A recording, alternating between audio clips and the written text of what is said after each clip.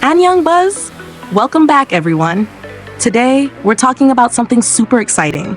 Twice's jaw-dropping achievements and records that are not just milestones but game changers in the K-pop world, especially in the US and Japan.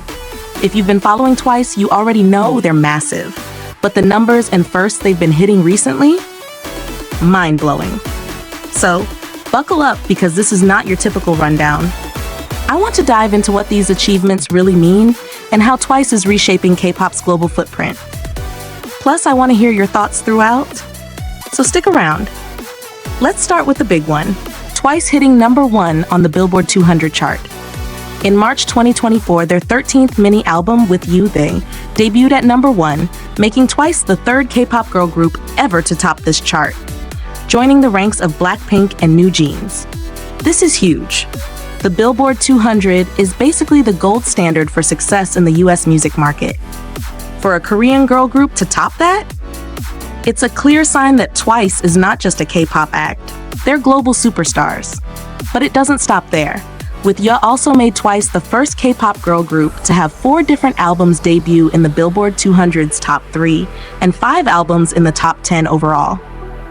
That consistency is rare in any music scene, let alone in K-pop, where competition is fierce and trends shift fast. By December 2024, Twice broke more ground by becoming the first K-pop girl group ever to have 6 different albums in the Billboard 200 Top 10 and 8 chart entries overall. Think about that for a second. 8 albums charting in the US Top 10. And it's not just about entering the chart. Twice's albums are staying there for weeks. They are the first female K-pop act to have 3 albums spend at least 6 weeks each on the Billboard 200.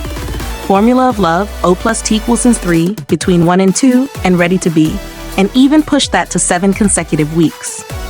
To me, this signals something bigger. Twice is building a lasting fan base in the US, not just riding a viral wave. Now, here's a question I want to toss to you. What do you think helps Twice maintain this kind of sustained success in such a competitive market? Is it their catchy music, the members' personalities, or maybe their constant evolution? Drop your thoughts in the comments because I'm curious what you think drives their global appeal. And it's not just chart numbers. Twice also set year-end and sales records. For example, their 2023 album Ready to Be delivered the biggest US FET single-week sales for any female K-pop act, debuting at #2 on the Billboard 200. That's a massive achievement, showing that their fan base isn't just big, it's active and buying their music. Beyond sales, Twice's recognition goes further. In 2023, they became the first K-pop female artists to win the Breakthrough Artist Award at the Billboard Women in Music Awards. This kind of honor reflects industry respect, not just fan support. It's like the music world saying, "We see you, and you're here to stay."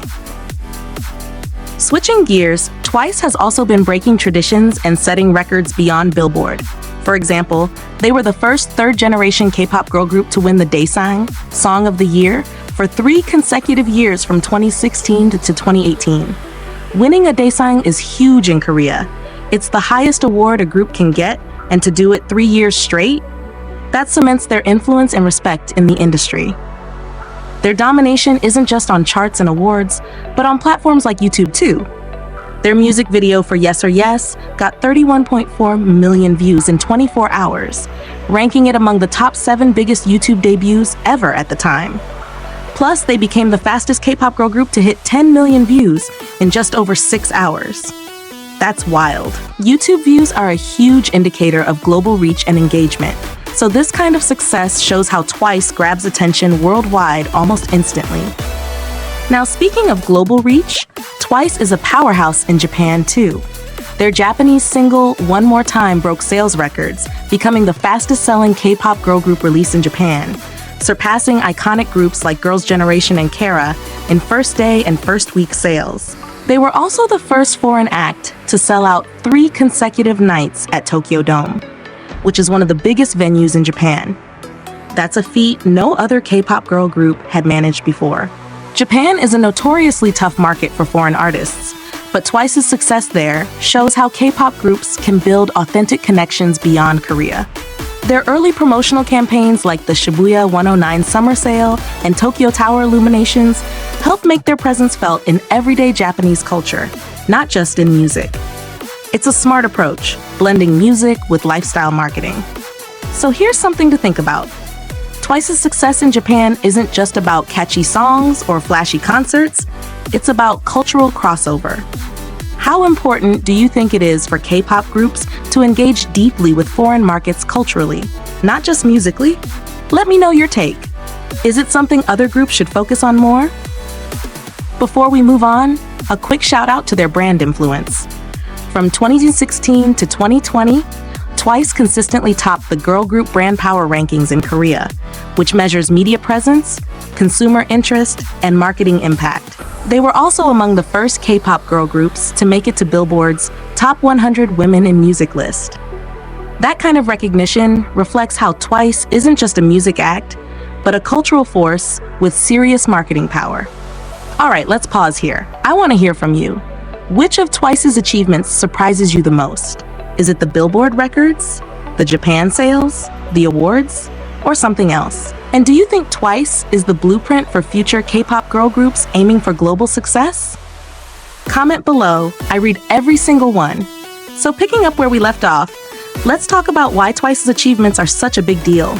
Not just for them, but for the entire K-pop scene and even the global music industry. First, their success on the Billboard charts is more than just a trophy.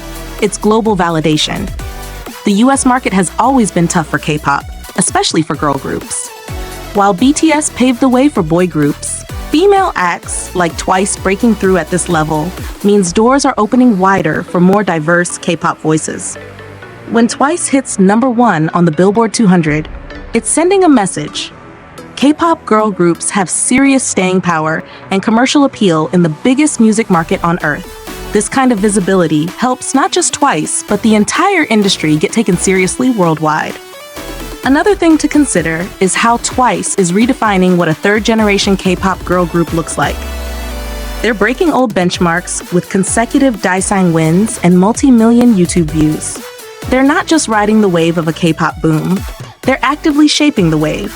This sets a new blueprint for girl groups, showing it's possible to balance catchy, accessible music with sustained artistic growth and global ambitions. And with their members contributing more creatively, their identity feels authentic, which fans connect with deeply. Now, the Japan market success, that's huge too. Japan is the second largest music market globally, but it's notoriously difficult for foreign artists to crack. Twice's ability to sell out Tokyo Dome for 3 nights in a row and set record-breaking sales speaks volumes. What I find inspiring is their strategic approach. They didn't just drop songs, they engaged with Japanese culture through campaigns, appearances, and promotions. It's a lesson in cultural respect and smart marketing. It also shows how K-pop acts can be global without losing local relevance. Let me throw this question out to you. How important do you think it is for artists, especially K-pop idols, to build genuine cultural connections in foreign markets? Have you seen examples where it worked really well or where it fell flat? Share your experiences and thoughts. I want this to be a real conversation. Another aspect I want to highlight is longevity and adaptability. Twice isn't just about one-hit wonders or viral moments. They've consistently sold albums, stayed on charts for weeks, and kept their brand power high for years. In the fast-paced world of pop, where trends come and go overnight, that's impressive. It suggests they have a solid strategy, a dedicated fan base, and the creative flexibility to evolve without losing their core identity. I personally think this balanced approach, mixing familiar catchy hooks with new sounds and concepts, is why Twice appeals to both longtime fans and new listeners worldwide. They've managed to grow without alienating their original fan base, which is no small feat. What do you think?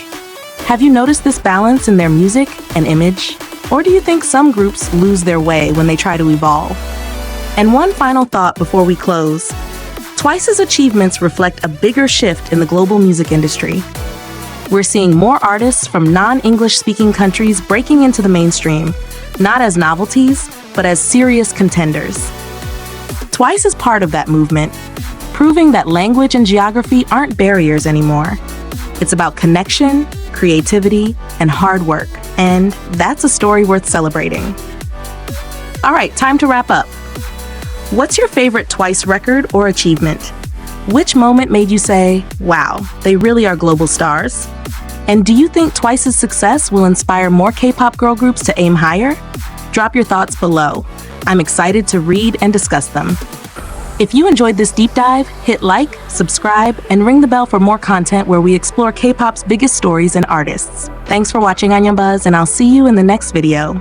Take care.